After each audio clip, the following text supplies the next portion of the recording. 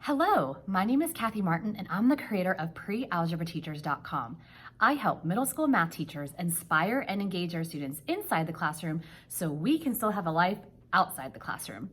Today, I want to share with you 4 different ideas and strategies that you can use if your school is closed or if you are prepping to close during this crazy, wild time.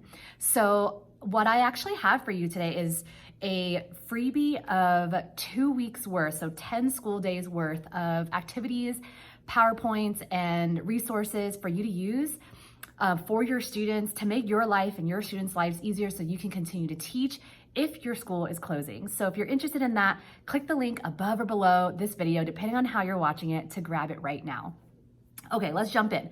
So my school is prepping to close. We have not closed yet, but in preparation, I am going to be doing a few things to ensure that my students are still learning and that we are still continuing to do math during a possible closure. So the first thing that I'm going to be doing is I'm going to be really utilizing PowerPoint.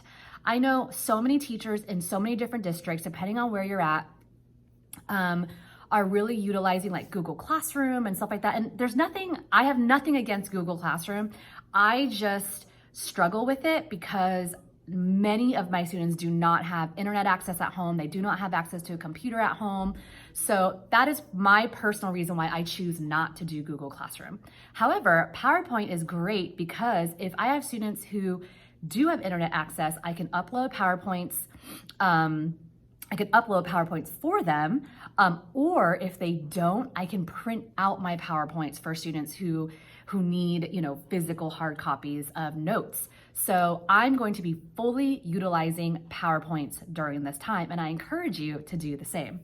Strategy number 2, I'm going to be providing my students with alternative assignments. Like, they will have their textbook at home. I don't love our textbook, so I'm not really going to be utilizing that a whole lot, but that's going to be a great option as a last ditch effort, but I'm going to be utilizing alternative assignments that are outside of the answer questions number 1 through 30 on text page 235. So what I mean by this is I'm going to be giving my students different assignments like mazes, coloring pages, and task cards, things that feel less like mathy, a little bit more fun, and still for them to be able to practice their skills. Resource number 3, I'm going to be really utilizing different free online platforms. Some of my favorite include quizzes, and I love Kahoot as well. Kahoot's a little bit difficult to play when you're on your own, which is why I love quizzes. If you want the link to a great post on how to set up quizzes and some free already made quizzes that I've already made for you, you can click the link above or below this video, and I have a link that will take you to a really awesome post about it.